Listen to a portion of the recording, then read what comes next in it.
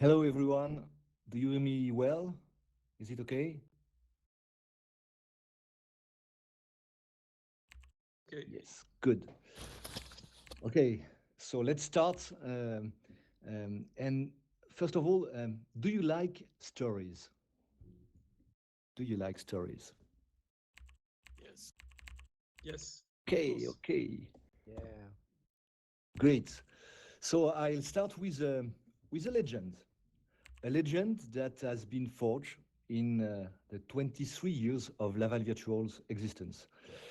This legend says that each year, Laval Virtual is always positioned between March and April when winter ends and spring begins to show its buds, when we pass from winter time towards summertime, and when the evenings are naturally longer and happier on the terraces of our cafes and bars, on the banks of the river Mayenne, or in our beautiful medieval streets. And you know what? Well, this legend says what? That the weather is always nice during Laval Virtual. The proof in pictures with this year again. Do we have it? Haha. Yes, you can see it. So let's dance together to start Recto VRso 2021.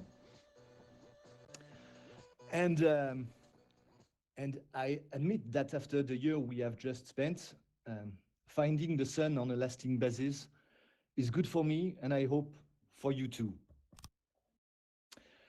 So obviously, we are all disappointed and sad not to share this sunshine with you, not to physically welcome you to Laval, to our dear Mayenne, but it's all over again.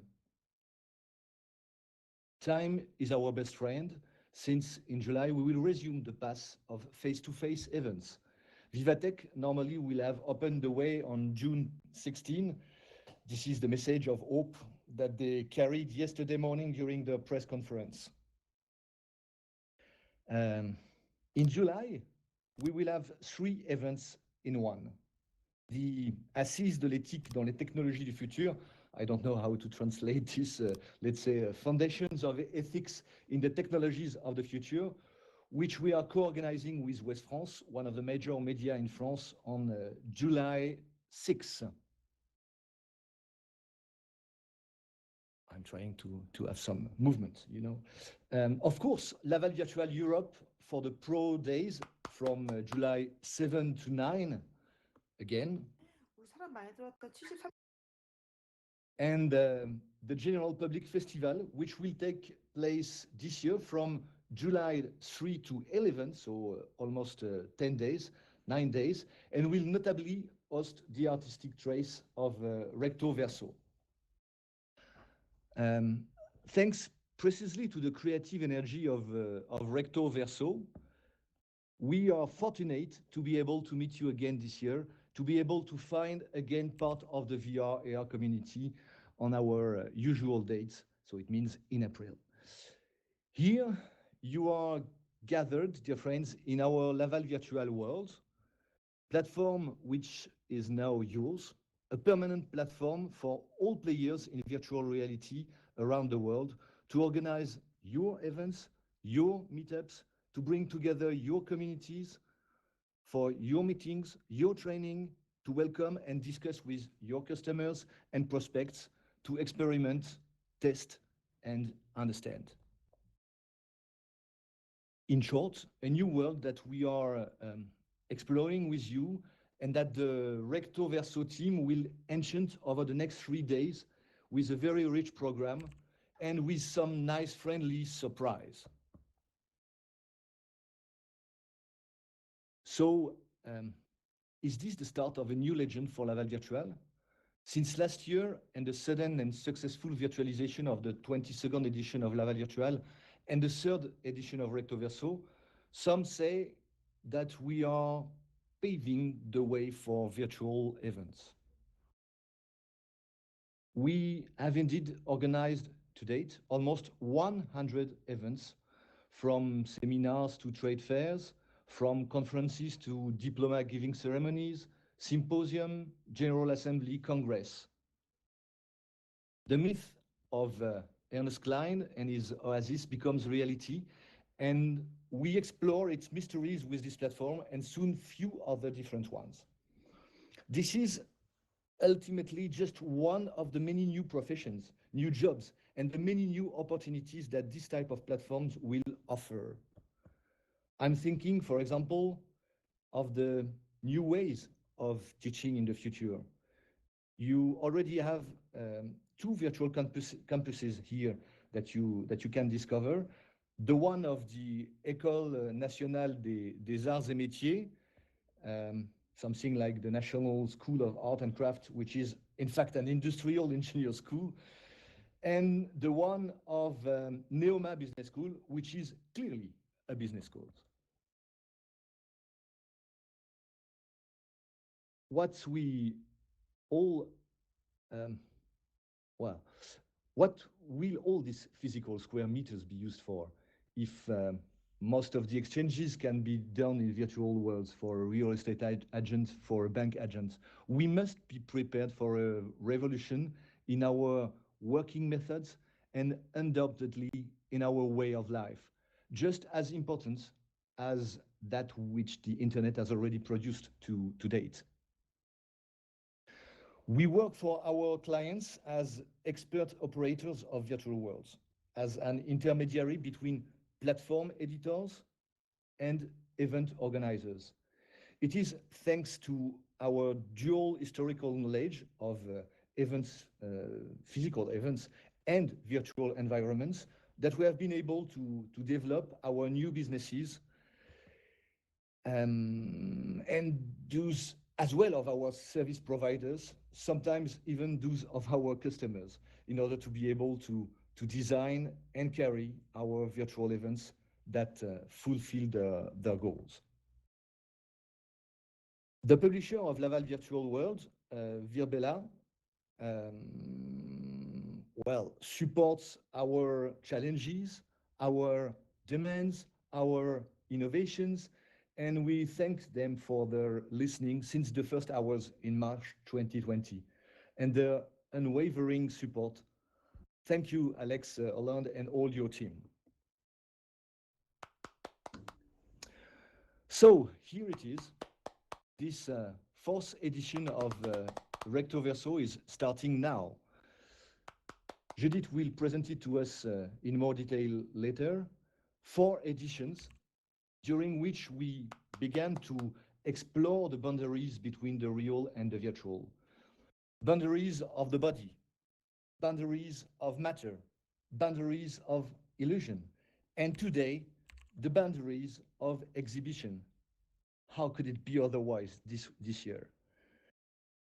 At Laval Virtual, we are convinced that art is the bearer of creativity, that it is a necessary stimulus for research, that it is a loyal inspiration for the companies that practice it. Beauty completes just as much as it gives birth, I think. This is why we wanted to enrich the Laval Virtual event in the noble sense of the word, in its professional dimension as well as the general public dimension, by co-creating with Judith this wonderful festival. Because with Recto VRso, Laval Virtual is more beautiful, more inspiring, more creator of opportunities. And conversely, Recto VRso is stronger, more visible, more meaningful with Laval Virtual.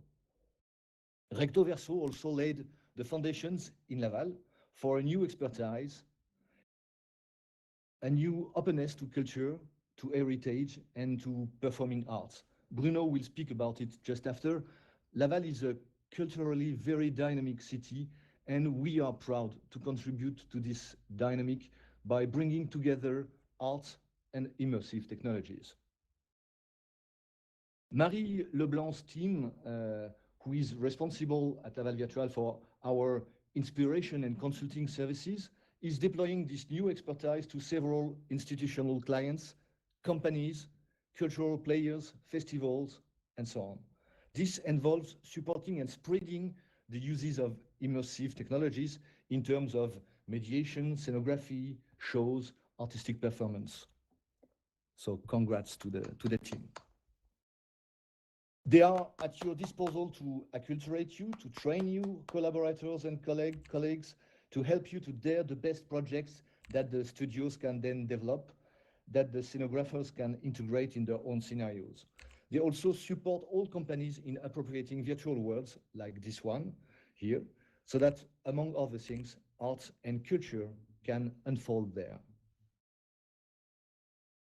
Before, I don't want to dance right now, but it's okay. Before handing over to Bruno and Judith, so that we can definitely open this Recto VRso 2021, I would like to thank the teams who run the Laval virtual world every day, and in particular, our superstar, Harriet Bartlett, and the becoming star, Valentin Régnier, who bring it to life, who animate it, who awaits you with a unique value proposition of membership. I also want to super motivate the teams working on our virtual events for the next 3 days, of course, but also for the weeks and the months to come, where we have to operate many events.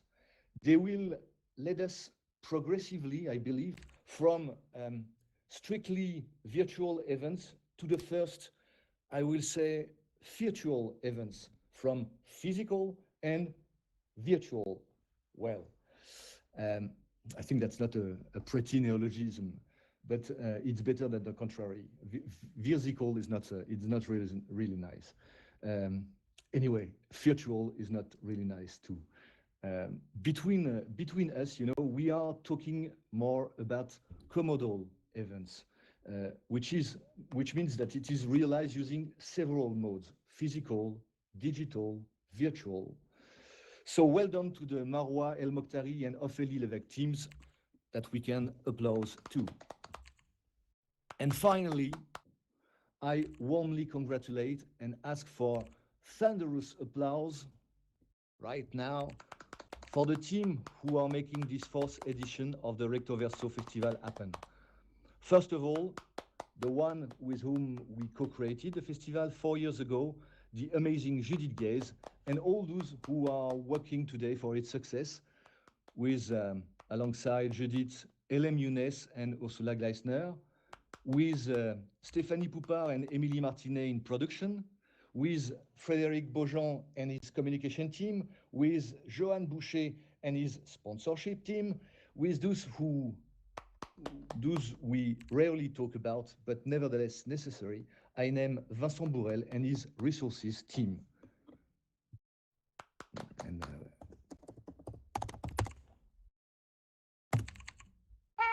yeah, well done everyone. And I wish you, dear friends, a wonderful Recto VRso 2021.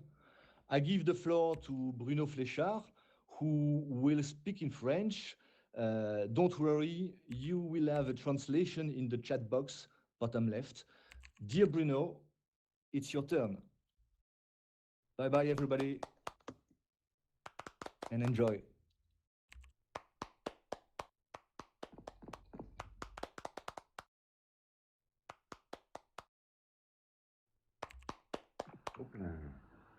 Thank you, Laurent. My English is so bad, I'm sorry. Je suis très heureux d'introduire cette 4e édition du festival Recto VRso, qui promet un programme riche de conférences, de rencontres, de performances et d'expositions pendant 3 jours, sur des enjeux forts de notre époque, en particulier la place du virtuel dans nos vies et les impacts des pratiques et outils numériques sur la diffusion artistique. Depuis plusieurs décennies, le médium de la réalité virtuelle et augmentée prend progressivement sa place comme nouvel outil pour la création. Il révolutionne les modes de création, d'exposition, de diffusion, de médiation et de conservation des œuvres. Un événement tel que Recto VRso permet un vrai dialogue et une mise en perspective autour de ces révolutions. La pandémie actuelle nous interroge d'autant plus sur la place du numérique et du virtuel dans nos vies, qui est à la fois utopie et dystopie. Quoi de mieux que la culture pour prolonger ces interrogations? Laval est déjà reconnu depuis plus de 20 ans comme territoire d'expertise dans le domaine de la réalité virtuelle et augmentée. Depuis 2018, le Recto VRso fait rayonner la réalité virtuelle et mixte dans le monde de l'art et de la culture et dans des lieux emblématiques de la ville. C'est un vrai levier pour faire le lien entre le territoire et les habitants de Laval et ce monde de la réalité virtuelle et augmentée, encore considéré comme un réseau d'entreprises et de professionnels. En tant qu'élu aux cultures pour tous, l'enjeu pour moi est de pousser les murs de la culture et que ce type d'événement, et plus largement la culture dans sa diversité, irrigue et touche un public le plus large possible. Pour cela, le virtuel peut évidemment être un levier pour toucher un public plus large. À Laval, par exemple, le musée d'art naïf et d'art singulier a créé sa galerie virtuelle en un temps record. Je suis d'autant plus heureux que cette édition fait suite à la candidature de Laval à la capitale française de la culture, qui est arrivée finaliste parmi 9 villes de France. Cette candidature faisait la part belle aux arts numériques et à la réalité virtuelle, en lien étroit avec Laval Virtual et le Recto VRso, que je remercie ici pour leur implication. Même si au final, Laval n'a pas été retenu, cette candidature a montré la capacité du territoire à se mobiliser et a permis d'esquisser des coopérations fructueuses et nombreuses pour faire plus de place à la culture dans l'écosystème de la réalité virtuelle et augmentée. Cette édition du festival Recto VRso, à la fois virtuelle pour ces 3 jours et présentielle en juillet, ainsi que sa thématique, exposition virtuelle, exposition réelle, illustre bien notre quotidien depuis 1 an. Une interaction constante entre le virtuel et le réel, la transposition du réel dans le virtuel et l'exposition du virtuel dans les espaces réels. Le fait de pouvoir tenir la première partie de cette manifestation entièrement en virtuel dans le Laval Virtual World démontre la capacité d'adaptation de tous les acteurs et est déjà un acte artistique et créatif en soi. Le festival Recto VRso est aussi un vecteur de rayonnement du territoire, y compris dans le monde entier, puisque l'événement est en partenariat avec des événements Making Lemonade organisés par l'ambassade de France en Corée, le Goethe Institute et l'Art Center Nabi, une vraie chance pour nous tous. En conclusion, je souhaiterais remercier chaleureusement et féliciter Judith Guèze, fondatrice et directrice du festival, et Laurent Chrétien, directeur du théâtre du Laval Virtual, pour l'organisation de l'événement, ainsi que toutes les équipes et les partenaires qui se sont mobilisés. Merci à tous.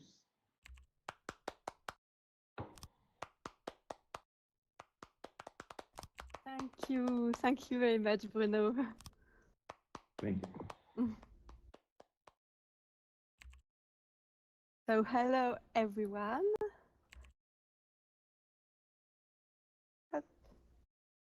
So I'm very delighted to welcome you here for the first edition of Recto VRso here in the Laval Virtual World. And to explain a little Recto VRso, so Recto VRso is a digital art festival about emerging art forms between the real and the virtual. And each year we exhibit 15 artworks, immersive and interactive artworks in the main exhibition, the Art and Ver Gallery. And we have also several artworks in an artistic itinerary in different places, in emblematic place in the town of Laval, in every place in Laval. So each year we have a thematic. For example, for the first edition, we interrogate the matter. After it was about the illusion, and next year was about the body. So it was weird because we experiment it also with virtual body, but that's it. And in 2020, so we made a virtual gallery in order to present the selection of the Art Gallery 2020. And so this year, we decided also to adapt again, and we wanted to question our current times. We have opened a call for projects around online exhibition and art to really question online art, exhibition, virtual museum, and all. So we propose a 3-day program of meetings, conference, artistic parties, performance here in Laval Virtual World in order to explore and observe what is emerging at the moment, especially in terms of use of virtual and online spaces for the exhibition and diffusion of the artworks. And yes, we are partner of another event, Making Limonade events in Korea in connection with the French Embassy in Korea, the Goethe Institute, and the Nabi Art Center. And they're organizing a symposium through YouTube Live and around reflections on the future of digital art. So we have common axes of thought, and we decide to cross our programs. So here you can see in the program in yellow, session watchable on YouTube Live and retransmitted here in the conference hall. So all the conference happens here in this virtual conference hall. And today, so we will begin to have an opening conference that questions our current times and how digital art is observed today, especially in this context of distancing. And we will end the day with a live performance, here also in the Laval Virtual World, but in the concert venue in the Laval Virtual World, by the collective In Dialogue tonight. After tomorrow, we will hold a conference created by Ursula Glessner, which questions the adaptations made by museums and art centers in this time of pandemic. And the afternoon, to complete this topic, we will question the creation in real and virtual exhibition space, and also the preservation of digital art. And after also, we have a party, so you can stay for the night too. For the last day, we will more dedicated this day to research and creation with university panels and on artistic projects to explore art at distance. And after, we will end this event on the beach of the Laval Virtual World with a closing ceremony and also a performance of creative coding. So in parallel, there is a program of conference, but in parallel, we have also from 10 a.m. to 7 p.m. A Recto VRso exhibition space. And our program, on our programs, there are times to dedicate it to visiting and meeting in these spaces. And there is 2 spaces. The research creation area, which brings together universities, laboratories, school, by presenting the artworks and researchers and what they do, and students also in digital creation. And a program of research seminars will also be held in the meeting room of this area. And we have a second place, the Recto VRso area, which brings together our partners and is structured around the theme virtual exhibition, real exhibition. So it will be also possible to see the selection of artists this year and experience their artworks inside this world.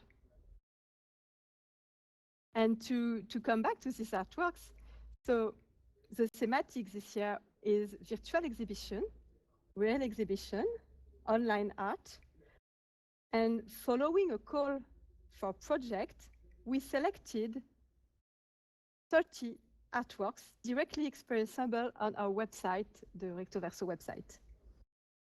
The objective was to observe which platforms the artists used in their creation and online diffusions, and to make categories emerge. So we can see, for example, we see there are online generative art, there is online collaborative art, performance art, and we exhibit all that. And some works are visible in this exhibition and directly experienceable in the Laval Virtual World.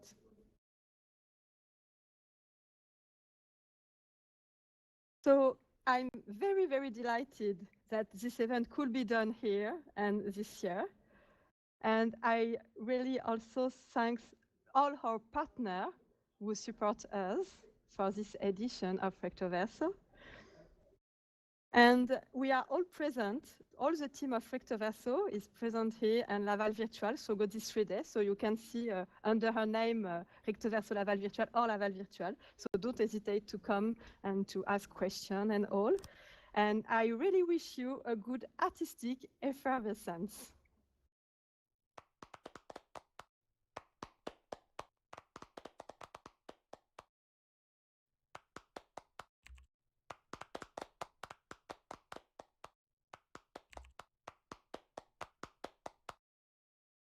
So we will start the conference in 5 minutes. Thank you.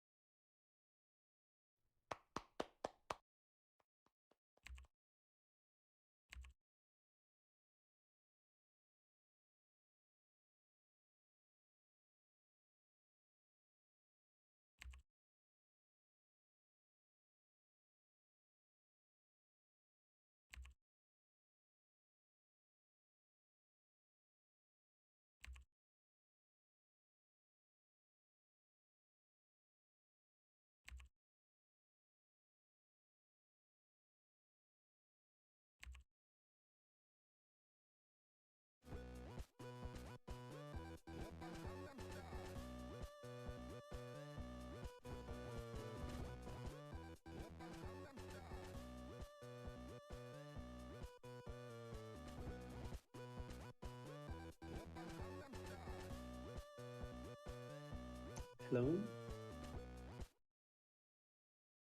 Salut. Salut.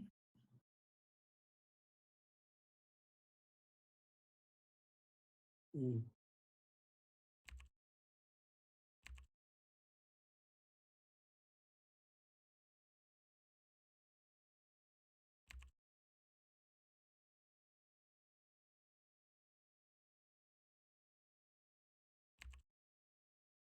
Hello. But somebody can hear me? Yes, no problem. Yes. Yes. Yes. Good. Thank you. So I don't know where I'm supposed to be or to go. It's really clear to me.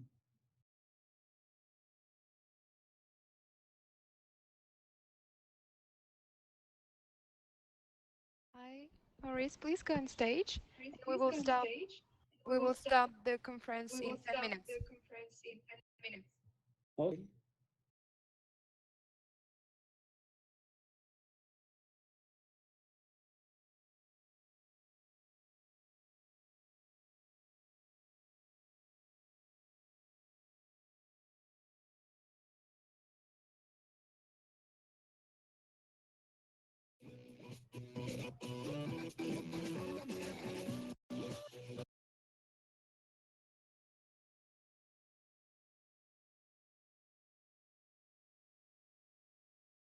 I don't know how to go to stage, actually. Okay. The stage.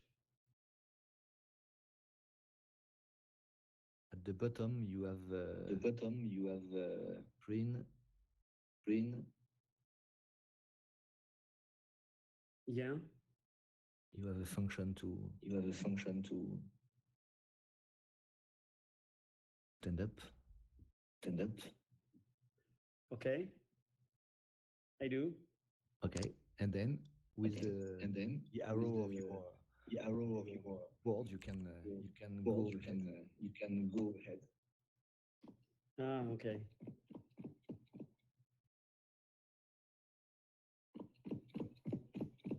So I have to go to the stage now. Yes, right? exactly. We begin the conference in 10 minutes. So I will call you, Maurice. You can come to stage, yes. Okay, so I can wait before. Yeah, and you can What come. you mean? It's perfect. You can come on stage. Okay.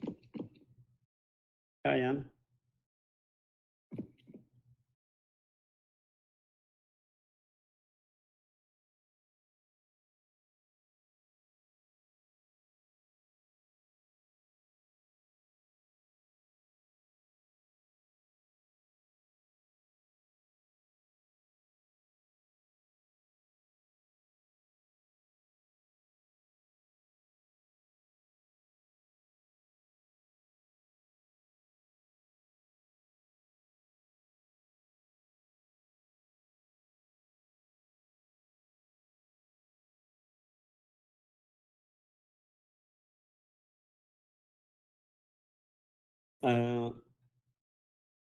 Can we check how to switch my slides, because I couldn't put them online. I tried, it didn't work. Judith, do you hear me? Yes, Ophélie, I'm sorry.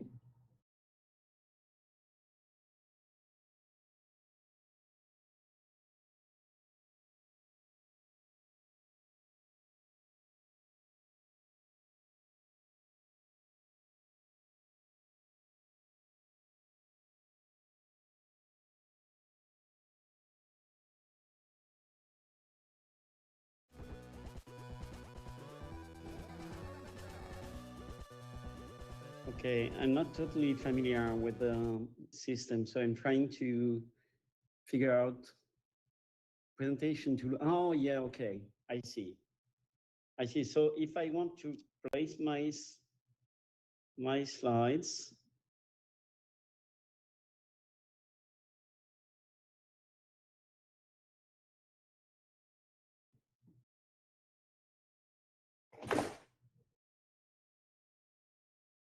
yes.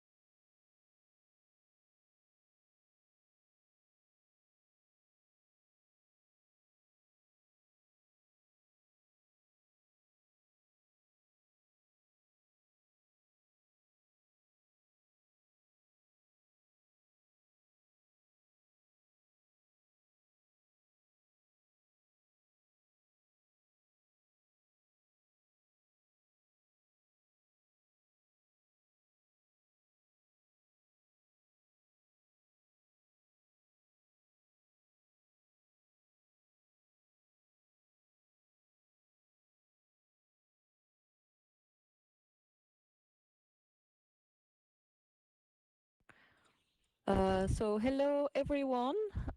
So the conference will begin in very few, let's say 5 minutes. And I will take some time to remind maybe some rules so can everything goes right for our speakers.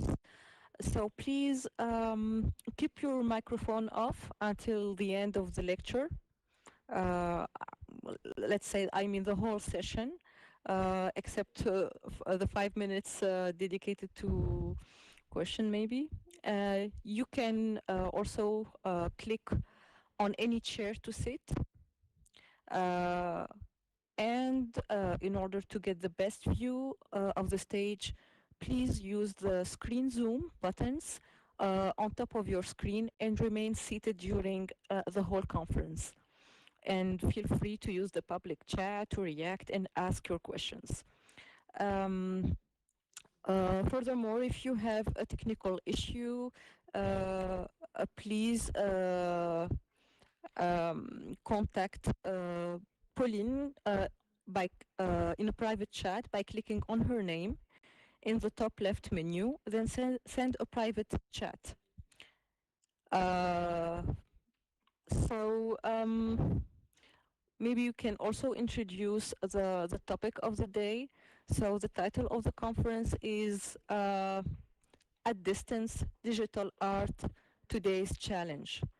So this opening conference seeks to examine digital art's creation and exhibition, today's challenges, to observe and to study the increase of online artworks and virtual exhibitions, and to depict the emergent apologies. Judith talked about it during her presentation earlier, and we will go more through the details with our speakers, with Maurice Benayoun, Peggy Schoenegge, and Maxence Grugier. Thank you for your attention.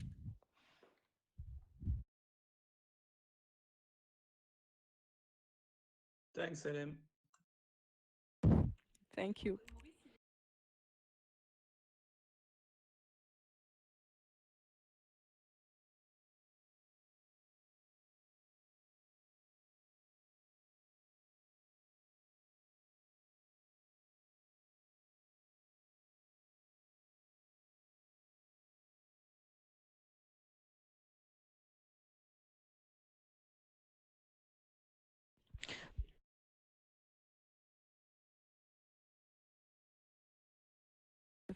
So don't worry about the silence. So since we know all, this is in a whole new format. So we experiment a little. Thank you.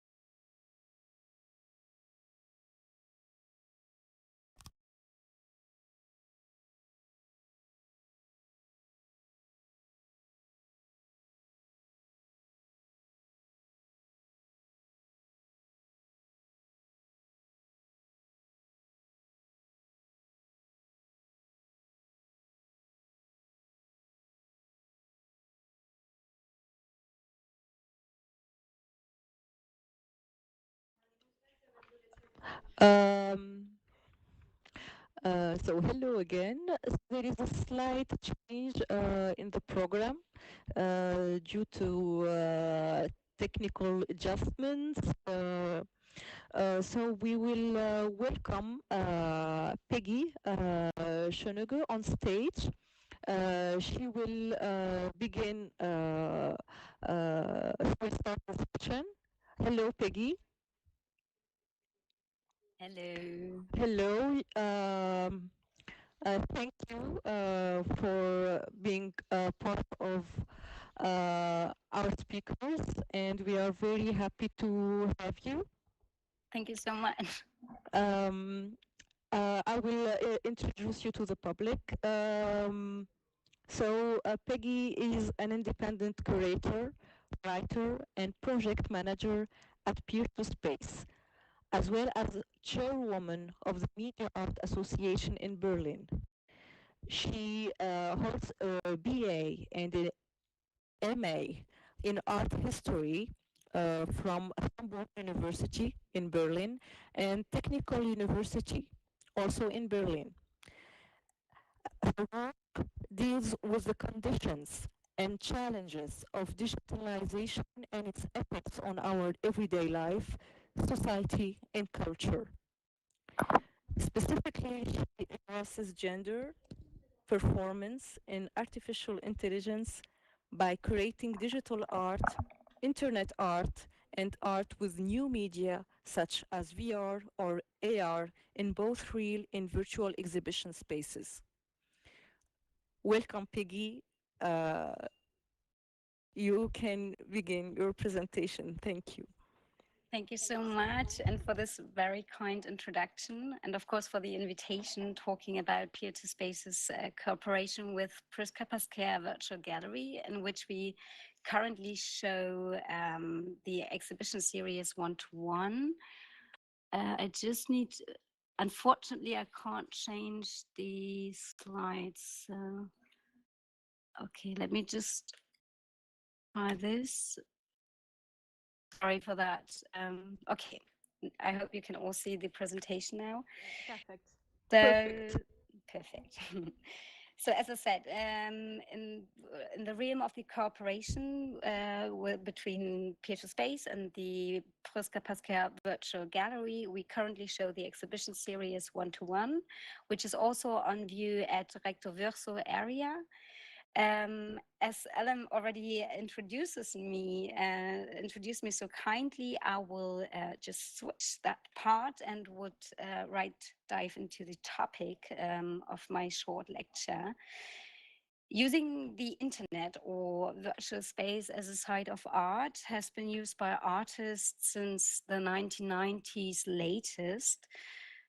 Jeffrey Shaw, for instance, virtually built the Virtual Museum in 1991, showing an exact replication of the physical exhibition space.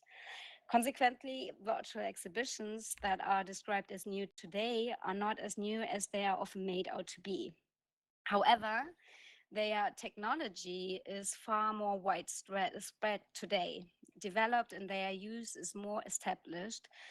Thus, this is much more accessible, and the way of using or interacting, as well as the potential of the virtual space with this technology in general, has changed.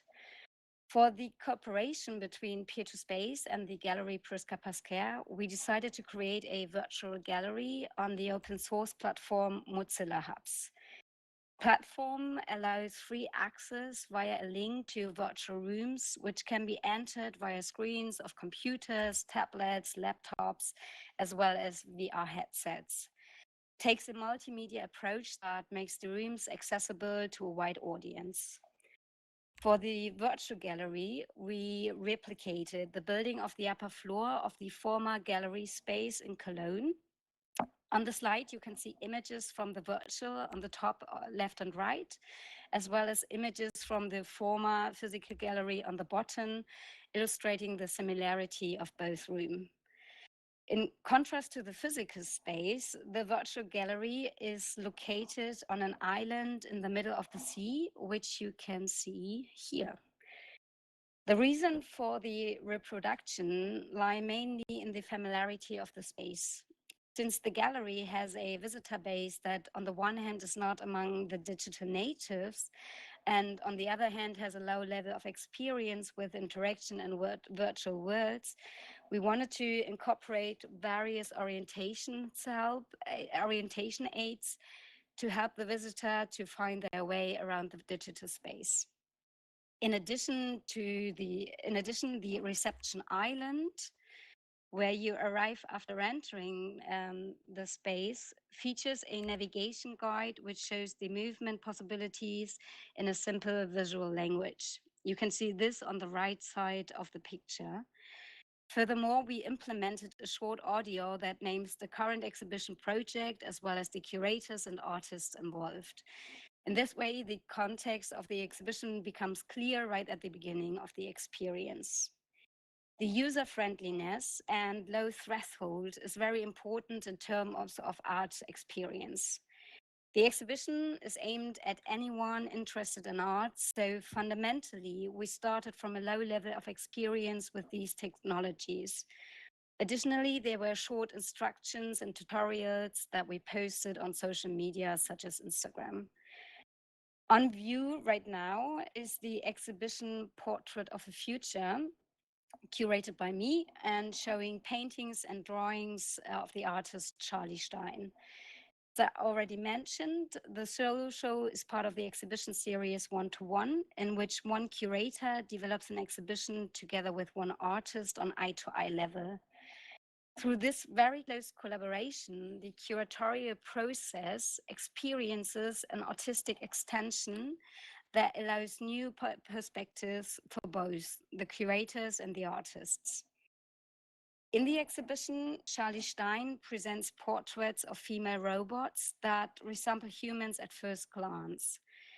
She reflects on robots, their role and function in our society by creating a future version of how this technology could develop, as well as its meaning, which is growing even more. Not only the content of her work already refers to new technologies, but also her way of creating these artworks.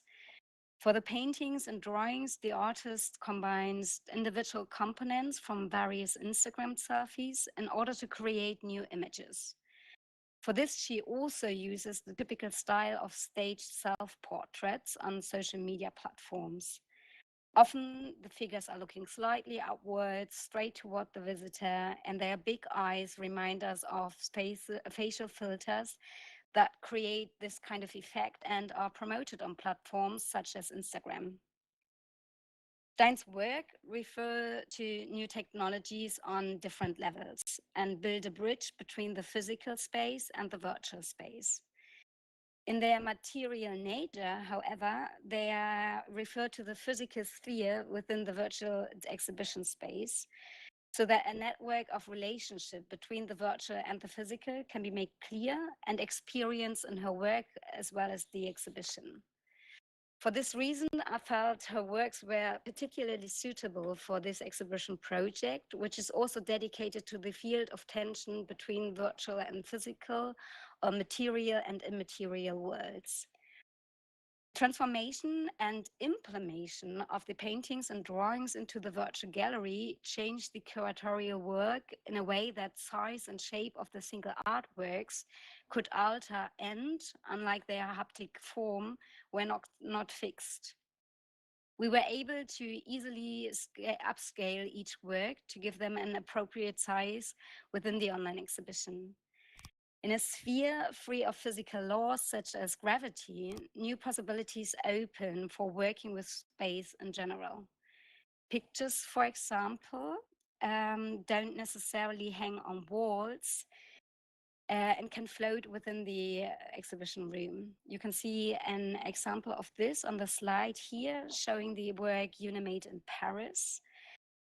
So there are no limits to the design of the space too.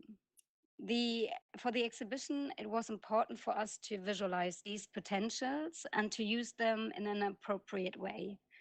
For this reason, we have chosen different variations of Charlie Stein's artworks, which I will now discuss in more detail. So we have created a wallpaper room, for instance, which of course can also be realized in the exhibition, in the real or physical exhibition room. But there it requires much more effort, while this usually involves high costs and technical effort. In the virtual sphere, it is just an image file that is placed on the digital wall with a few clicks. Despite this simple implementation, a few details are quite difficult though, such as the lightning effects. Our developer and visual artist, Mohsen Hasrati, was able to solve this excellently so that the lighting situation, for example, is also reflected on the surface of the exhibition, on the surface of the wallpaper, as you can see it on these installation views.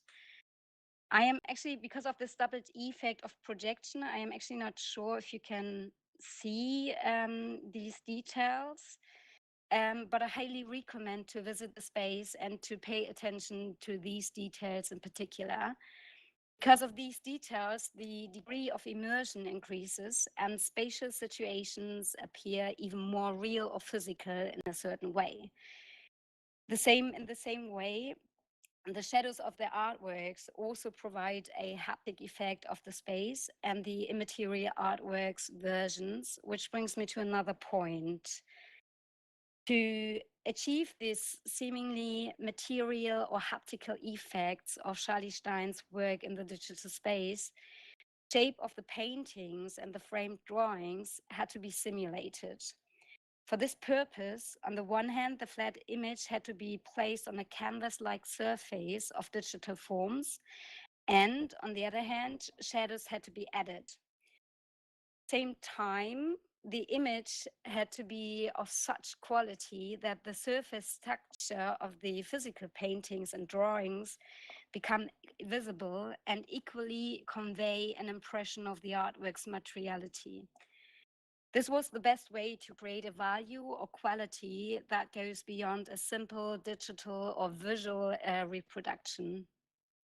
This is especially important because the works are sold as part of the exhibition, and potential buyers should get an original impression as possible.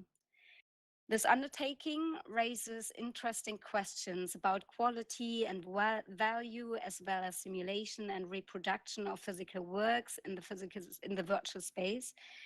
And of course, Benjamin's essay on the reproducibility in the technical age immediately comes to mind. To what extent must the dimension of the original work apply in the digital space? Or to what extent may works be altered without changing the artwork as such? What is the relationship between the physical and the digital artwork? And what is the position of the original and the production if there is a physical original? As this is a topic of its own, I only want to refer to these points or questions now, but it is definitely something we should think about for the future. And certainly these answers also depend on the artists and their approaches or opinions on the digital materiality. Charlie Stein, luckily, was very open to this project and wanted to use the mentioned potentials herself, and wanted to develop new digital forms that in a way created new artworks and a new art or work experience, of course. So we made sculptures out of the depicted figures that peek out of the sand on the beach like erratic blocks or flotsam. On the slide, you can see images of these sculptures with the respective paintings, which served as a template in a way. Sculptures give the impression of being relicts of a past, once material time. This impression is created mainly by the virtual gallery, which becomes a reality and makes the physical space recede into the background. A utopian situation emerges within the gallery space that makes the virtual space itself an object of experience for the visitor. At first sight, the island, a place of longing, in its form, it is actually deadly for us. We couldn't survive here as there is no way of supply or protection.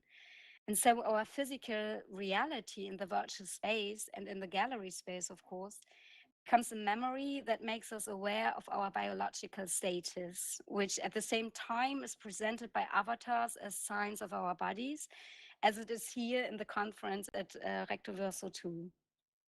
So this state of being is reflected in the sculptures at the beach and the gallery space and their avatars. They show apparently human bodies and refer to another kind of physicality. In an equal manner, the drawings in the water, which you can see taking a walk at the beach and here on the slides, of course, also refer to a physical reality that functions here only as a visual trace, which seems to be quite far away and maybe also a long time ago from where we are now in the virtual world. At the same time, the installation in particular, once again, highlights the potential of virtual exhibitions.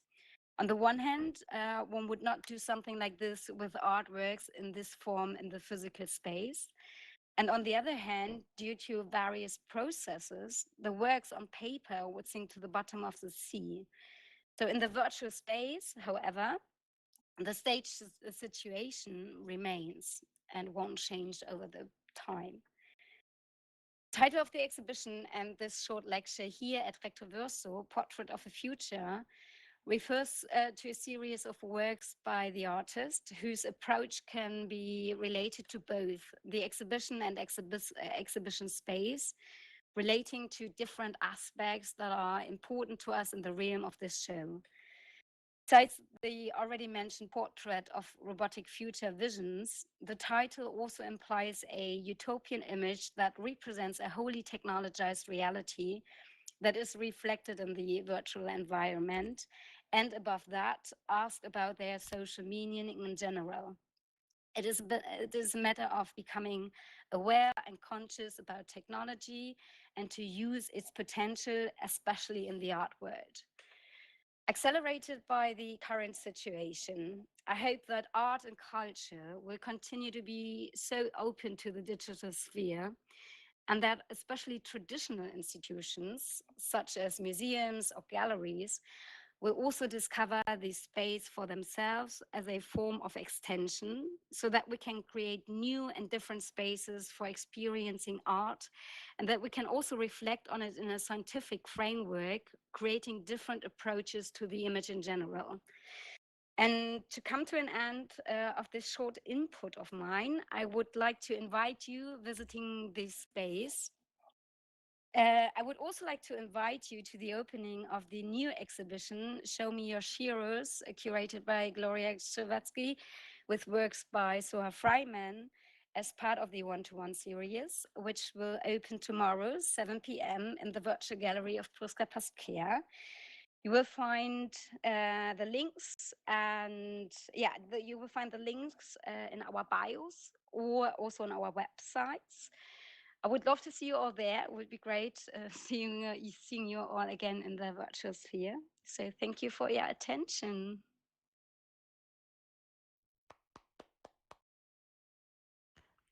Thank you, Peggy, very much for this very interesting presentation. We will discuss later during the debate some issues that you addressed. So we will come back later. Thank you again. Thank you. Yes, thank you, Peggy. So now we have Maurice Benayoun. You can come here. And so, I see you are here on stage. Hello, Maurice. So now Maurice is a professor at the School of Creative Media in the City University of Hong Kong, and he's the founder of the Neuro Design Lab. He is an artist and tourist and curator between Paris and Hong Kong, and a pioneering figure of new media art. He is widely awarded and exhibited. Maurice works freely explores media boundaries, from virtual reality to large-scale public art installation from a social, political, and philosophical perspective. So now Maurice will present a talk called Virtualization versus financialization of digital artist practice, the future of crypto-activism.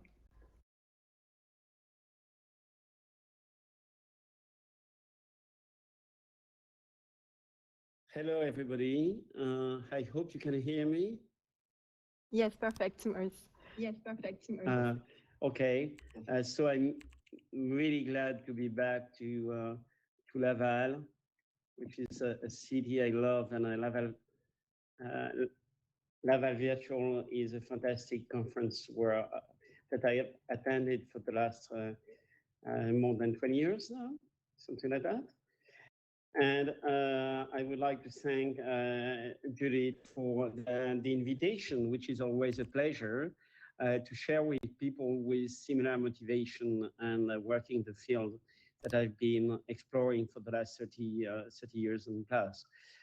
I will have a kind of specific approach today, as I would like to talk about not only the virtual reality, but the other way of dematerialize the content and what kind of impact it can have on society. For this, I will need to use some slides, so it's a bit complicated. I alp it will work because my slides yeah, are it's too perfect, big. Maurice. Yes? Your slide is here, it's perfect. Perfect, fantastic, fantastic. So we can start with the slides. With the first one, let's say, title slide. Yeah, perfect. But I don't see it. So how can see my slide?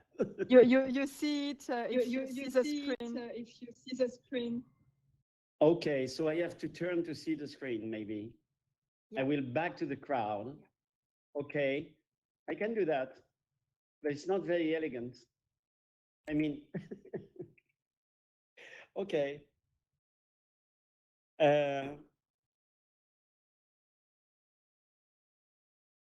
Yes, I can see the slide like that. It's fine with me. So this is not the first slide. I would like to go back to the first one with the title, please. Yes, I think, no, I would like to go back to the one, yeah. So I will talk about a very hot topic, but from a very different angle, related to ongoing artworks that I've been developing for the last years with some friends and partners. And this is what may make sense in this context. So now we can go to the next one. So let's say in the early 90s, I've been working with VR, doing kind of early artworks using virtual reality. And the Tunnel Under the Atlantic is probably one of the best known works of this time in '95, when between the Pompidou Center in Paris, and you can go to the next slide, and the Museum of Contemporary Art in Montreal. So next slide, please. Yes, so people could attend and dig into a material that was a cultural content that was actually the obstacle in the communication between the two sides of the Atlantic. So that was very important. It's very important to understand that the material was not a simulation, so we can do VR without simulation, we are sure of that. But this was not a simulation of the underground of the Atlantic, but it was more discovering cultural content by exploring VR and also meeting in real time and in video the people inside VR. So this was in '95, and this was the birth of the web, as you know. As you may know, at this time, 1% of the population had access to internet, and I would say 1%. I'm probably pretty generous. So we can go to the next slide. Yeah, so we were inside galleries like that, exploring, digging inside the cultural material, and we could see the video of the other people on the other side. Next slide, please. And so this, after 5 days of digging, people could talk and say very important things like, I can see you. I mean, dressed in red with a white color. And what is important is to understand that this was not really about communication. It was more about being in touch. And this was what I found very exciting in the possibility of exploring with video inside VR. At this time, we could discover something different, which is, let's say, a medium with a kind of a reduced content and increased intensity in terms of experience. Next slide. Another work in '97 was World Skin, which is well known for being a kind of hybrid virtual reality work, because the people were invited to have photo cameras. Can we go to the next slide? So people use, the video may not work anyway. So next slide. Next slide, yes. And so people were exploring a world made of photos of the Second World War and the Bosnia War. But they are physical photo cameras. And while they tried to take photos of the environment, they were actually erasing the image, leaving ghosts haunting a 3D space in the cave of Ars Electronica Center. So this was the Golden Nika in Ars Electronica in 1998. Next slide. So you see some of the prints that came out of what people shot with the cameras. So it was immediately printed out on paper. And so the physicality came from this transcription of the virtual world to the physical world. Next slide. Again, next slide, please. Next slide. Cosmopolis is totally different work, and I made many VR work in the meanwhile, and also augmented reality works. Cosmopolis was in 2005 in China, in 4 different cities: Shanghai, Chongqing, Chengdu, and Beijing. Next slide. And people use what we would call now VR telescopes. They were made specially for this project. Next slide. And they would allow people to explore 12 different cities thanks to 12 different telescopes. Next slide. What was particular in the project is the collective retinal memory. People were actually sharing the experience of watching and creating a collective panorama by mixing these gazes, what I call the collective retinal memory, as if our eyes would keep the trace, the memory of the experience of watching, but we would share that with other people. Next slide. So you can go to next. Next.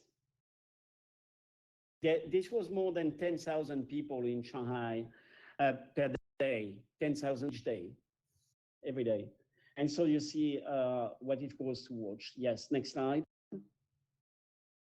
Next. Because I'm not going to talk about VR, actually. This is elements of collective retinal memory. So you see how you create a cosmopolis out of watching 12 different cities around the world, and mostly how they develop themselves. Next slide. Next slide. So then I explored at the same time what I call transactional aesthetics. And transactional aesthetics is what happens when you make transaction and how this transaction makes sense. And when they are more than just making profit and they become about making sense, I consider it's an aesthetic form. Next slide. So the mechanics of emotions was of that kind, and it was a kind of fight between finance and emotions. Next slide. Next, please. Yeah, so I presented on urban screens on a very large scale sometime. Data come from the web from 3,200 cities and displayed Bloomberg's style on screens, data about the world emotion. So it was world emotion forecast, this one, which would tell you what is the emotional state of the world today, tomorrow, and the day after tomorrow. Next slide. Or here, Occupy screens in New York during the Occupy movement, and where I put side by side the emotion of the cities, and on the right, the financial stock going up and down like values. And now we talk about the brain factory. Brain factory is also about data coming from the brain. Next slide. Where actually we would benefit from the kind of tornado or yin-yang representation between sublimation and reification. Sublimation is converting the world into data. Reification is converting the thought into matter. And the two phenomena are actually are applied at the same time, are becoming a very strong component of our culture, our contemporary society. Next slide. Next. So the brain factory was based on the idea of having people thinking strongly what is the shape of human abstractions. And these human abstractions would take shape out of the data coming from the brain waves. Next slide. And at the end of the process, of course, this is a reification process, the data become objects. Next slide. Next slide. So we use 3D printing to convert the thought into objects and physical objects. Next slide. So you see, it's a kind of opposite of VR because it's using the brain not to produce a visualization, but to produce the object itself. But then, instead of talking only about abstraction, I thought we should talk about values. Next slides. And this was the beginning of the Value of Values project. Next slide. So from the brain, blockchain. Next slide. And so the Value of Values confronted two things, which is finance and ethics. What do we mean by values? What do we mean when we say we believe in values? Are we talking about the financial value or the human values? Next slides. So this project is made together with the artist and architect Tobias Klein and Dr. Nicolas Mendoza, who made a doctorate thesis on blockchain and Thai amulets. And it's fascinating, but I have no time to explain to you. Next slides. And this is how we came to this idea. No? Sorry. Yeah. Oh, what's that? Next slide. So this is a team in Hong Kong working on the project, but there are also people in different countries working on this project. So this is a neurodesign lab team. Next slide. Here we should have the video, which is another link that explains the value of values thing in 5 minutes. I hope it's not too much. I don't know exactly where we are on the schedule. Yes, you have 5 minutes. 5 minutes. Okay. Can we play the video, please? So you just have to click on play, play, and then you can close the window. Sorry, I don't see the video.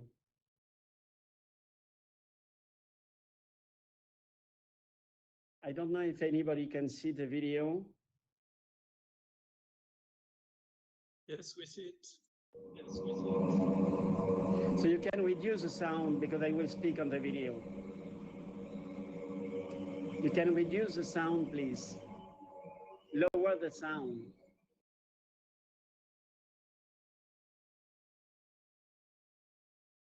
Okay, so you see that that was a show in Taipei, the Museum of Modern Art, Contemporary Art in Taipei, where the public was invited to give shape to human values by thinking.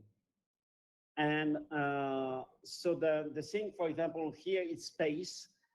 What is the shape of space? And if you consider the brain as an ecosystem for attractions and values, then only from the brain you could do that. And so the people, the public become brain workers, and they work on that. So they will be paid for this. And I will say how. And so they give shape to kind of complex abstractions, which usually don't have shapes. That was in Guangzhou, Asia, 2019. And at the end of the process, you get a QR code that gives you the ownership of this token. And this token becomes part of your collection on your wallet, which is created automatically. Then you can get the 3D model out of that, and you can start trading. You can sell the tokens. You can buy tokens. You can barter the tokens, so you can swap them. And when you barter the token, when you swap them, you make sense. You say something. Transactional poetry is about the trading of values, and this trading of values is, for example, giving peace for money, or giving money for sex, or giving happiness for art. And this is, of course, something which is not innocent. It's something that means something. Purity at dawn, respect at dusk, and now pleasure. So if you deal your money token for love token, then it can generate something like you always need more money to get love. And so on the website, you will discover all the data, the ranking of data, the ranking of values around the world, and the priorities according to the cities and the people and the countries. So you see what are the most important values for the different countries where the exhibition has been presented. And so there are some other virtual characters, like the scientists who create the periodic table of values based on how people collect the values and the proximity between these values. Nothing to do with the atomic weight. And of course, you can use the same tool to create writings, new characters. It can be deciphered by the reader and interpreted by the interpreter that will create a text, philosophy, and so on, by artificial intelligence out of the words that are understood from the way given to values.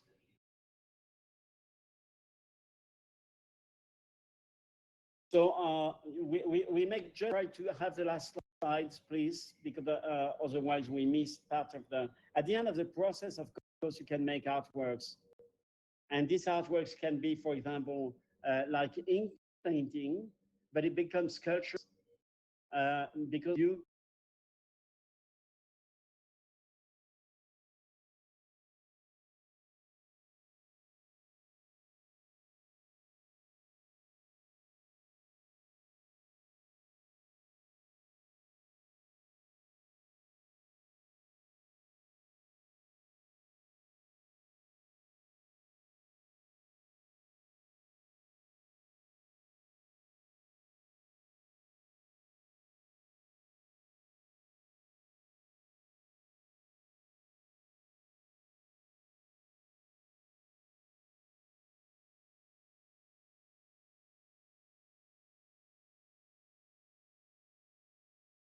Maurice?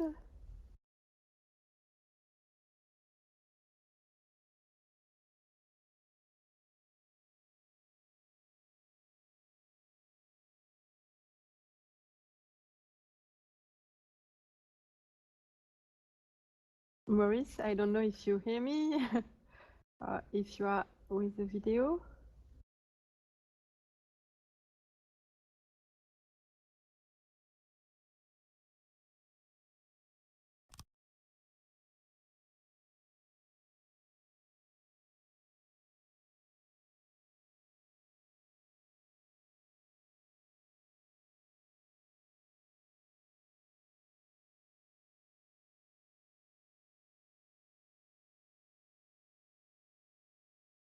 Yes, Maurice, I don't know. This maybe.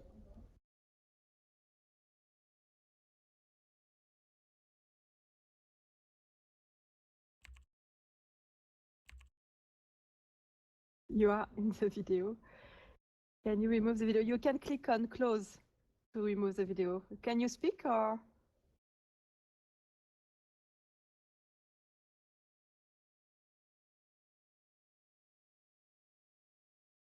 Have you maybe finished and after we can continue with the discussion?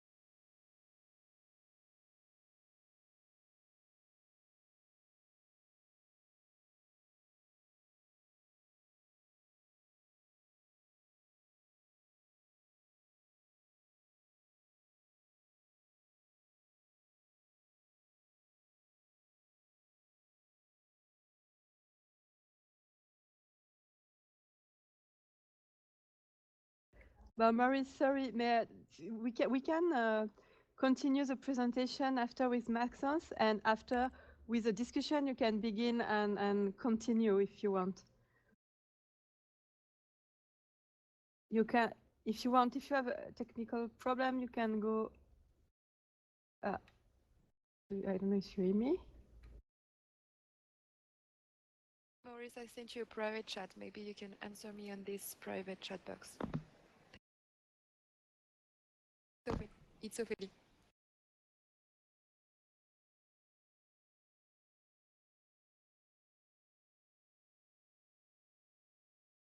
Well, sorry. Maurice is also in Hong Kong, so maybe he has some problem with the connection.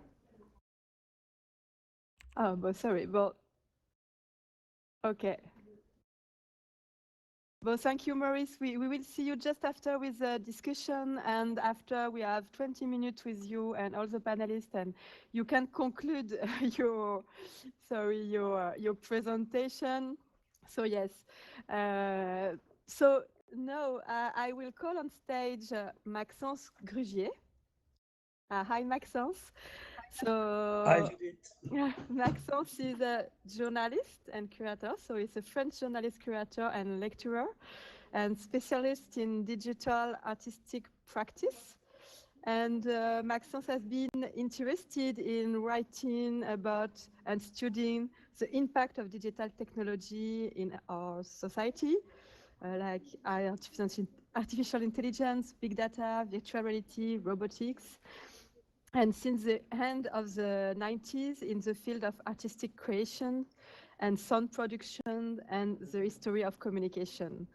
So he will talk with us about virtual museum and real museum, and in this context also. So Maxence, you can download your presentation and begin. Okay, Judith, just before we start, I have already downloaded my presentation. Is it appear on the screen or? Not yet. If So you are, yes, perfect now. Yes, Perfect. it's okay? Yeah, you can see it on petite présentation, presentation tools. Yeah. Okay, and perfect, I see it. Perfect. Thank you for your nice presentation, Judith. It's a pleasure to be with you today. Even with mean far away today. Everybody hear me? Yeah. Perfect. Okay. So, everyone, first of all, I will thank Laval Virtual and the Recto VRso Festival for inviting me. I'm glad to have the opportunity to present this talk about a real museum, virtual museum, and a new generation of creative. So let's do this. My name is Maxence Grugier. I am a French journalist, speaker, independent curator, and artist advisor. Since the 90s and early noughties, I've been interested in how networked communication technologies influence our lives and how artists insist these technologies. I was able to see the evolution of the different typologies of online demonstration, from the first forum to the emergence of MMO, the massive multiplayer games roots go back to the 60s, then to the metaverse and multiverse, such as the Second Life, and finally, the advent of the 3D wave. Because the challenges of today are made with the dust of yesterday, I choose to start this presentation with historic perspective before some bullet points on new creation. Okay. So today, it seems that we are there. The virtual world, as described in the novel Snow Crash by Neil Stephenson, take more and more importance in our lives and become a real and infinitive playground for a whole generation of artists. As we know, the quarantine has brought a multitude of change for the art world as institutions and individuals face an entirely new balance between the real world and the distance imposed by the pandemic situation. Perhaps the most fundamental change is the massive shift from viewing work of art, via screen-mediated experience and an increased augmentation of screen culture in your lives. Art institutions, museums, and artists now offer virtual reality gallery tours and online exhibition, as we can see in the great presentation of Peggy Schoenegge. Young artists invent new forms of video art on Instagram and TikTok, and event companies are massively streaming content. These initiatives, which have met with varying degrees of success in the recreation and reinvention of the experiences of viewing art within the limit of a computer screen and smartphone, also represent a new way of using and creating with these media, in more creative, maybe more generous proposals.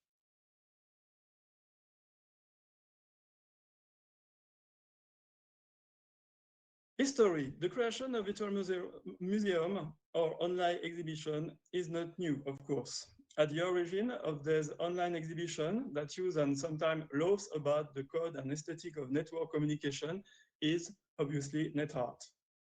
This vast current of movement which emerged in the 90s and before, a movement which was represented by the C3 in Budapest, the Backpace in London, for example, the ZKM in Karlsruhe, or Festival Linz like Arts Electronica, in Linz.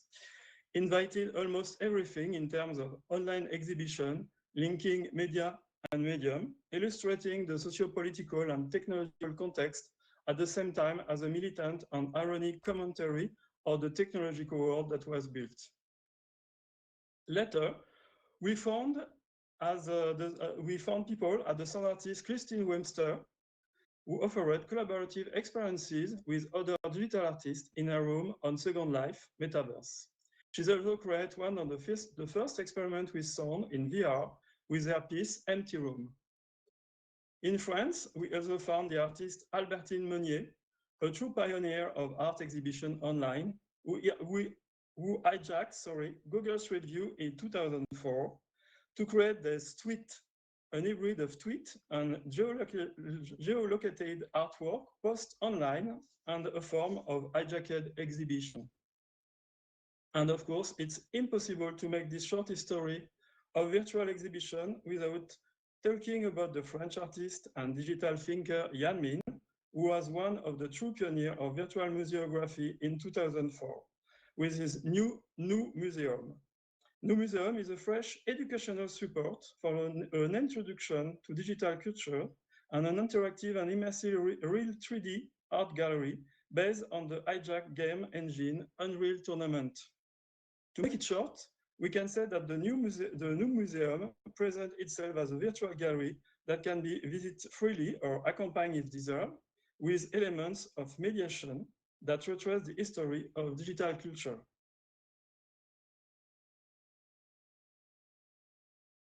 As we could see, there are many examples of virtual and online exhibition typology. And what about now? If we are witnessing the return of this type of process, it's because this proposal for renew the exhibition typology became essential for many artistic events right now. Because of the pandemic situation, many cultural institutions quickly chose to transform the exhibition into virtual universe. As the example of the virtual exhibition curated by Judith Gates for Recto VRso, we could find also Chronique, the French digital biennale based on Marseille and Aix-en-Provence. We decided to create not one, but 3 virtual galleries at the end of January 2020. At the same time, the Electra Bian, Montreal, the Digital Biennale in Canada, realized 2 exhibitions in virtual gallery, Metamorphosis 1 and Metamorphosis 2. With those initiatives, the event were able to demonstrate a remarkable agility and responsiveness, but also beyond the gadget aspect of the choice of the virtual museum. They offer a real renewal in terms of mediation, narration, and great conceptual proposal. Why a new renewal? Because of we have seen in the example of Yanmin New Museum, exhibition is a virtual place offered the possibility to create a real personal curatorial world, connect with the subject of the exhibition, and make possible to create some original presentation or creation in virtual environment. In other words, to put the virtual exhibition online, the Second Nature and Zang team behind Chroniques, the Biennale, have designed the space as fictional laboratories. There's 2 exhibitions, Eternity 1, do we have time for eternity? And Eternity 2, what do we want to make it grow on the ruins? Are staged as forward-looking scenario of the impact of technology on the future and the changes it brings about. All themes that recreate the creation of an augmented narration by raising a thematic video edited by like short films and narrated by the French curator Mathieu Vabre. Another scenario, in regard to the Electra Bian in Montreal, we could see a speed of implementation and a sincere desire to project the exhibition space in its mode of display in the phantasmatic virtual universes. As such, Metamorphosis Volume 1 and Volume 2 are the embodiment of a philosophy and enthusiasm of the founder, Alain Thibault, pioneer of the internet in Quebec, which from the mid-90s was already ancient for virtual worlds inspired by great science fiction text from William Gibson, Neuromancer, for example, or Neil Stephenson's Snow Crash, included films like Tron or The Cobaye. Here, the choice of virtual museum and the aesthetic background resonate with the shape and vice versa.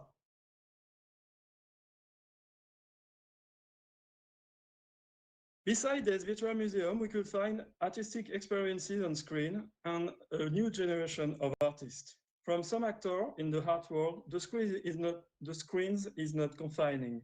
It's a vector of form of appreciation and apprehension and autonomy, fluid and personalized artistic creation. Some decide to put their exhibition online, others decide to create on and with the digital media they use.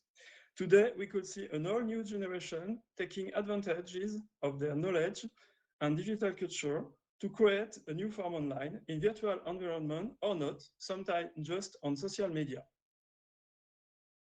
Here are some examples.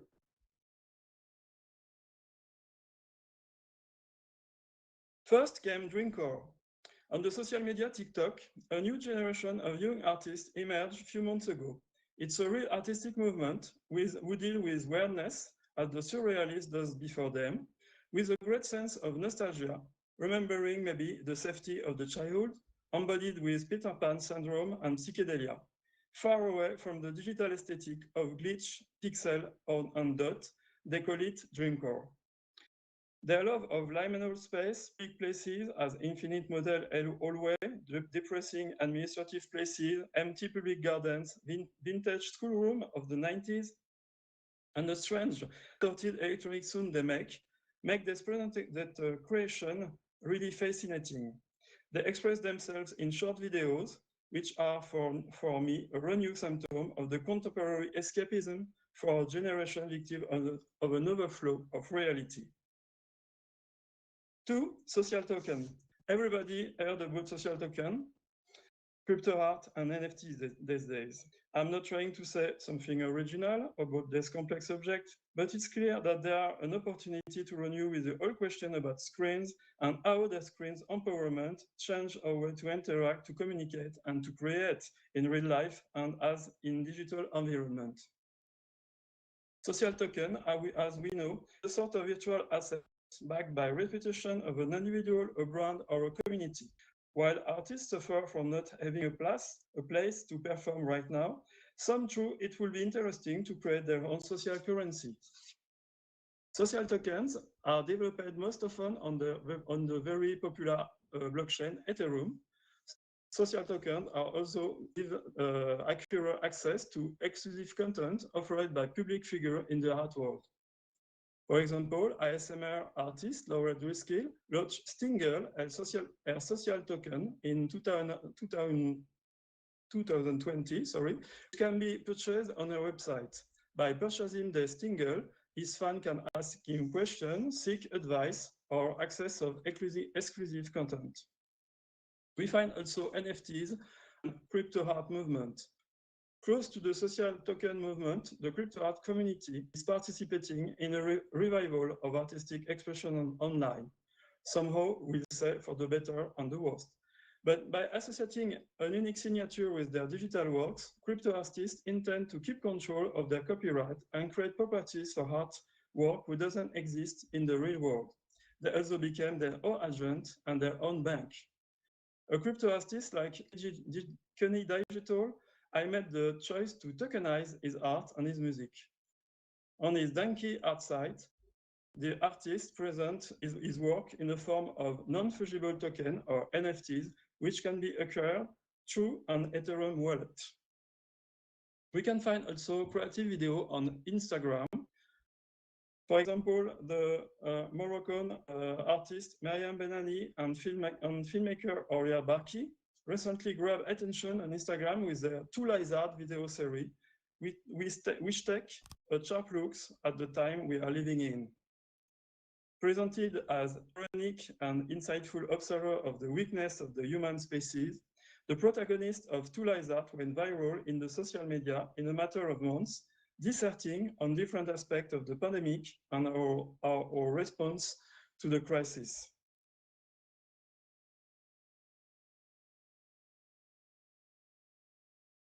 Another example is the curation on TikTok, with the Garage Museum of Contemporary Art in Moscow, which recently put its isolation room online and present a weekly selection of artworks with short and funny video, trying to renew the concept of curating in pandemic isolation via the social media platform. The world of video game is also interested in exhibiting art in a digital environment. This is the case with the add-on for the popular online game Animal Crossing New Horizons, which allow players to import any artwork from the Paul Getty Museum Open Access Library into the game. It's maybe not a really creative example, but at least it's an universal access of art history today. Last example with Le 104, Paris, who offer 8 immersive experiences to try at home. In Paris, the 104 recently launched a vast program on VR to go. It's a mini library of 8 VR films to take away, presenting some connected dance scene, immersive experience, or art performance, with a VR setup rental system to discover a large artistic program. Of course, as we know, these experiences are not substitute to the sensation of spectacle on stage. However, as the cinema has not made the theater disappear, and as the theater has not put an end to reading, the current artistic device on screen and headphone do not have the ambition to impose themselves as such. In my opinion, if these experiments are not making an unanimous success nowadays, it may be because of cultural reasons as well as aesthetic reasons, but it also may be because of a little lack of imagination. The reason why so many cultural experiences seem to fall flat today is certainly due to the fact that many actors in the art, and especially performing art, are trying to translate or reproduce the parameter of their disciplines in virtual space, instead of critically engaging action in and with that space. In addition to presenting interesting technical innovation, the experiences of curation and display presented here are the opportunity to take an interest once again, as did the pioneer era of the first beginning of network art, in very important question about current representation of art, staging, scenography, relationship between medium and media.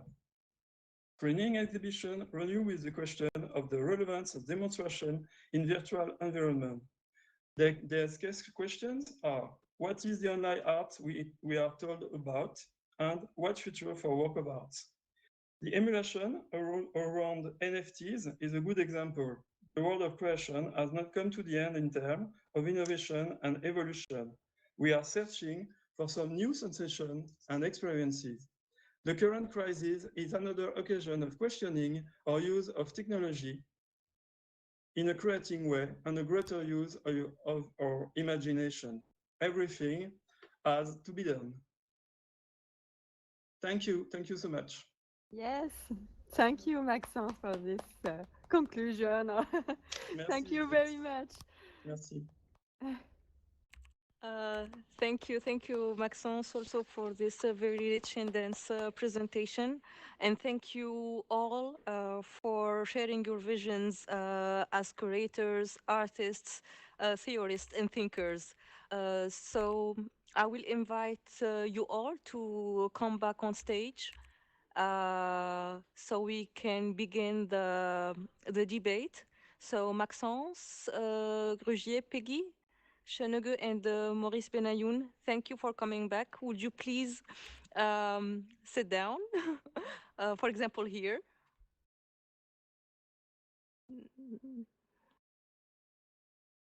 Yes.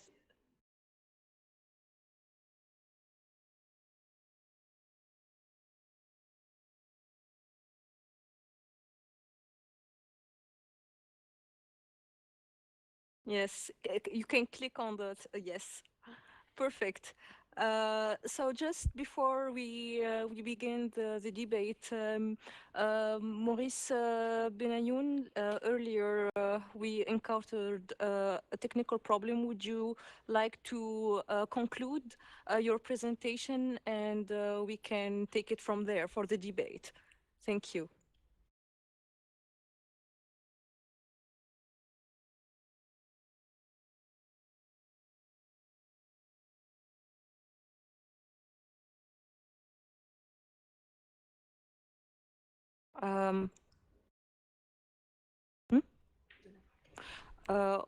Okay, so I guess Maurice, you still have a problem with your microphone. So can you hear me now? Yes, we can hear you now. Yeah, so I'm totally sorry. It's my fault. I didn't check how to remove the video from the screen, so I couldn't see anything, and so I couldn't finish my talk through. But anyway, I'm not gonna do that now. What I wanted to at the end of the presentation, there is one thing maybe I could explain, is a reification thing. That means that you know, people are doing NFTs, and you have a very low resolution image, and you're supposed to be very happy with it. But of course, you can do anything. You cannot print it. You cannot display it. It's very difficult, except the people thing. But here it's totally different, because on VOV, value of values, VOV tokens, you get a 3D model, and so you can make an artwork out of the 3D model. And this is what I wanted to present, some examples of things that I've done to explain what a reification, called the 2Ds and the 3Ds, are actually how what you get with the token is a seed of art. And a seed of art is to create art afterward. And it changes the relation between the artist and the collector. And this is a kind of social challenge, which is totally different from the issues people are talking about on the NFTs. Okay. Yes. So also Maxence also raised our attention to the NFT issue. Maxence, would you love to elaborate more on your vision and to tell us what do you think about Maurice Benayoun project and how we put this all together? I'm sorry, because I think I have a little problem with my avatar. I can't see anybody, so I'm alone in the room, and I try to restart this. I don't know if I have maybe Maxence, tu peux appuyer sur espace, la Ouais. barre espace, et Ouais, mais ça rebouger change. ta tête. Ouais, mais Voilà. ça y est, voilà. Perfect. Ça y est. So I have to apologize to Maurice because of this little bug. I don't really listen what he says before. Sorry.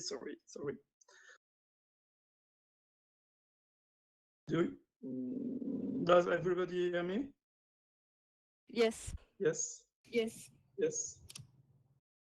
Maybe Hélène, try a question. Would you like me to repeat the question? Yes, but I don't know if I can answer in a very interesting manner, because as I said before, because of the bug of my avatar, I can't listen really what Maurice says. Sorry, I'm sorry. Okay, it's okay. It's okay. It's about let's say NFT phenomena. So Maurice Benayoun talked about his project and the way. Correct me, Maurice, if I'm mistaken. The way you make like a tower from this NFT phenomena by bringing let's say a tool or an artistic tool to create 3D objects. And Okay. Yeah. So Maurice proposed to translate the ethereal non-object of NFT art in a real object in 3D, if I understood good. Yeah, why not? It's a good idea, but you know, NFT is a very fresh event actually in the world of art. Maybe take the control of their own career and their own visibility for artists is very important. I'm agree with Maurice that, for example, buy something you can't handle, it's not really interesting for some people. So trying to do the NFTs with a 3D art, 3D sculpture, or whatever. Yeah, it's a good idea. Yeah. Actually, what there is some echo. I'm sorry.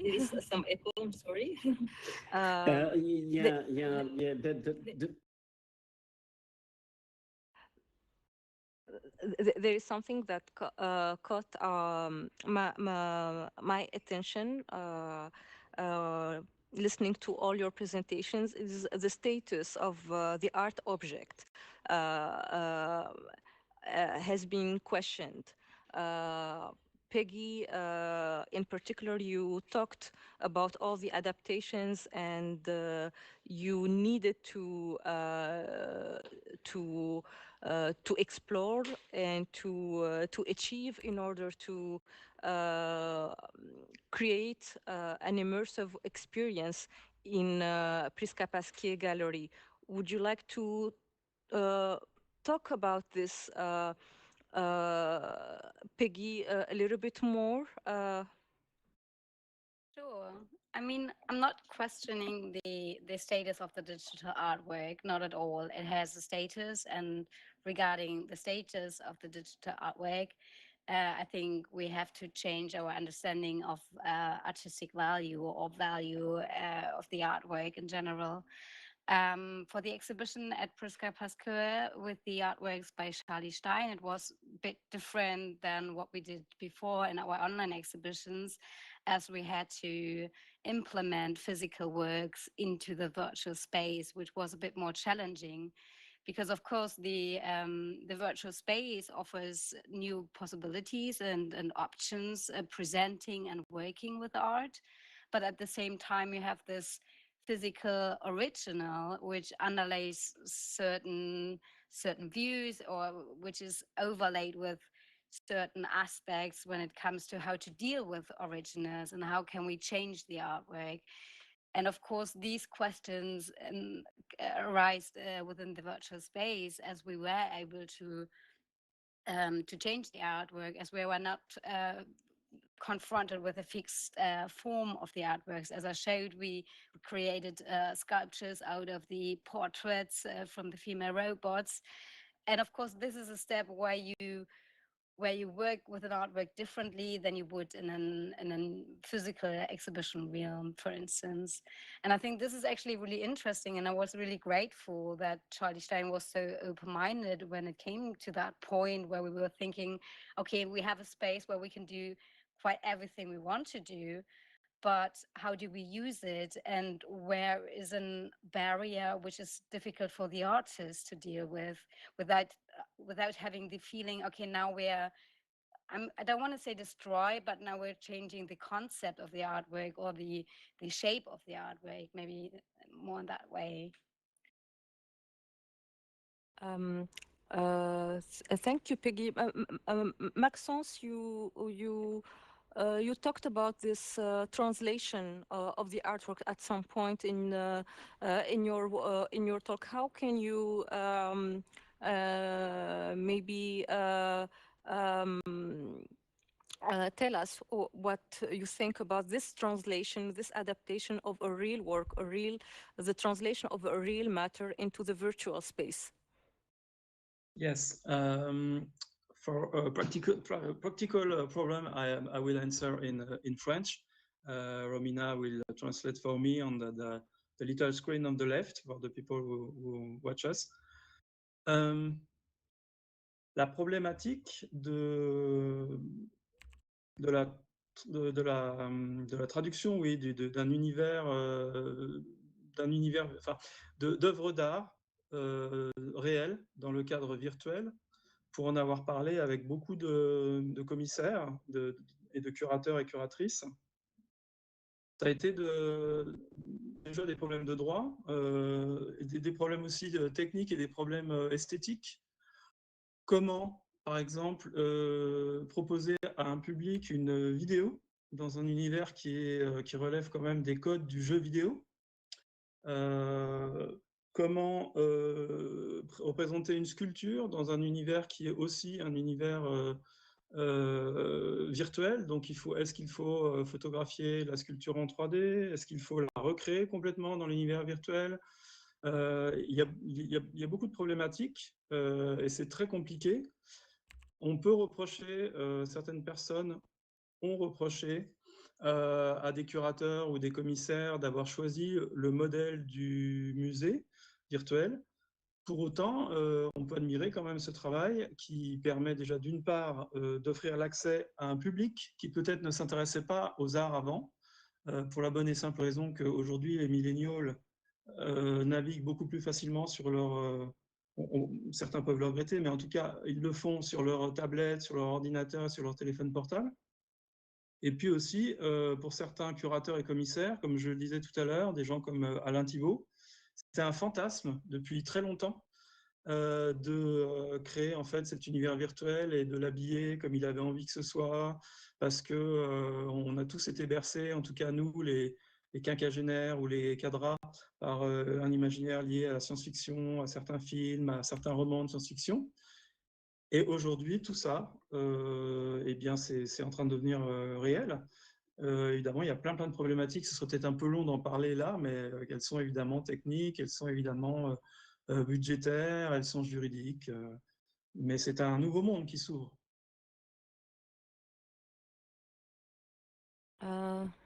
Thank you, Maxence. Robina was translating your answers on the chat. I hope everyone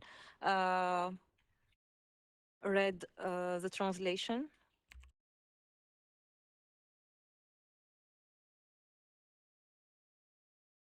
So to maybe do a recap. Maxence said that there are many problems around this particular subject, even though museums are being questioned, they tend to play a good role to represent this reality. But representing this reality is quite challenging anyway. And it seems to me also, Maurice Benayoun, you talked also about this, about your project, the tunnel under the Atlantic, and how your position as an artist wasn't to simulate a real space. Can you say a few words on this? Yes. Can you hear me? Yes. Can you hear me? Okay. I think it's very important because we assume that VR is supposed to be about representing something that doesn't exist or cannot exist physically speaking, like the conference today. But there are many other options. So in 92, 93, I wrote a text called Art After Museum.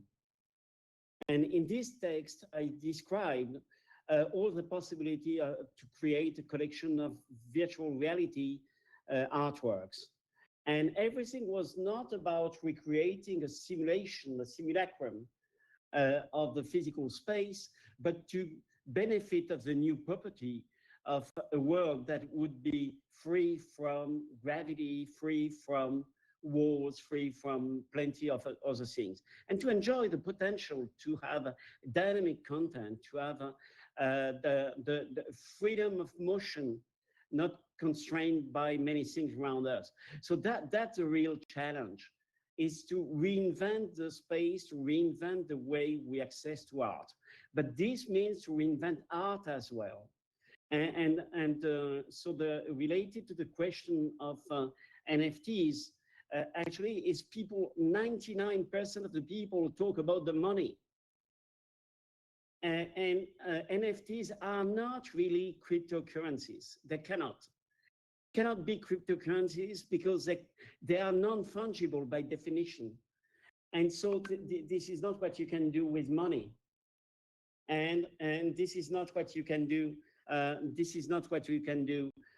With something which is not convertible. So what happens on the NFT market and what we see and what people talk about is very similar to what happened in the art market.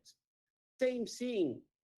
You can see when you say that one of the three people who sold their work at the highest price is people, you say, okay, weird, why not? But why? But when you know that the other is Jeff Koons, just wonder what happened. How Jeff Koons can be more expensive, how Jeff Koons can be more expensive than most of the masters of the 19th and 20th century. How is it possible? How is it possible that this game thing, playful balloons, would become masterpieces of the 20th century? Sounds like a nightmare. So we cannot say there is something wrong with NFTs. There is something wrong with what we do and we say about NFTs. So what is interesting and what is positive in NFTs, and we have to be clear about that, is that NFTs make a difference between the artworks and the ownership. Different thing. So you can have it on your home, you don't own it, and you can buy it, but you cannot take it from the other if they want to see it. So then there are new models. The smart contract allows the contract itself to be complex in the way you do the transaction. This is why I talk about transactional art. I consider that actually the blockchain should be a medium, not a market. I mean, for the artists, I'm not talking about people making just money. I'm talking about the artists. The artists should consider the blockchain as a medium to invade finance and to talk about ethics. And this is what I'm trying to do and to challenge with that, and to say, please, we are not doing that. You know, I didn't start doing NFTs last week. I started 3 years ago. And 3 years ago, not because it was very trendy, but just because the project itself makes sense out of that. Value of values is based on the fact that people say what is for them the value of the human values. And it's all about this. But it doesn't mean that the object itself doesn't exist. So for me, I made two comparisons of what happens with some artworks on the NFTs. One is a well-known knife without a handle and with a missing blade, you know? So yeah, you just can say it's a knife which has nothing to be a knife. And that's a problem. The other comparison is what Hitchcock called the MacGuffin. The MacGuffin, you know, it's in the story, the thing that nobody has seen, nobody will know, but it's very necessary for the whole narrative. So if we consider that art becomes material that you don't need to see or to judge or to appreciate, because it is something that justifies a narrative that would be strictly a financial narrative, this is not interesting. But to consider that NFTs and the potential of the smart contract on the blockchain is limited to that would be a big mistake, because there is a strong potential and probably also to change how we perceive the relation of the artists and their survival conditions. And this has to be taken into account. And now the artists can invade this like they invaded the public space with graffiti art and with urban screens and so on. So artists can invade finance, can invade politics, can invade poetry, can invade all domains of human activities.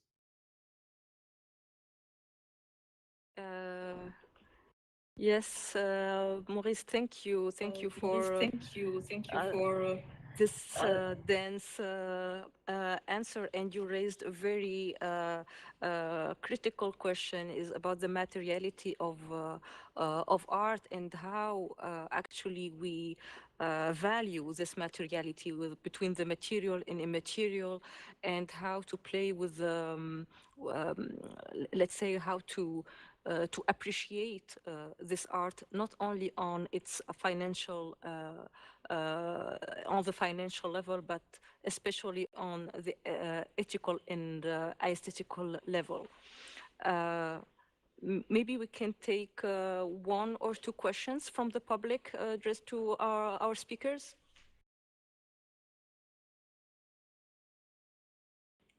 The audience, if you have any question, you can type it on the chat box.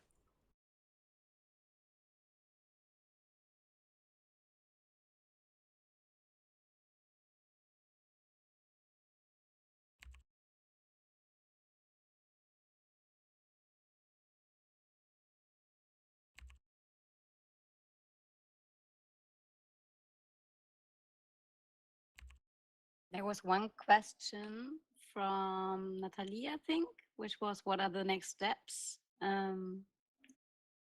Is it, you mean for what's coming next in the sense of what's the future going to be, or the nearest future going to be?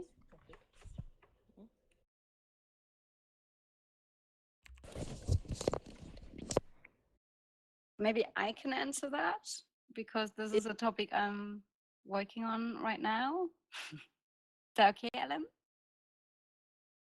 Yes, please, Peggy. Yes, Peggy, please.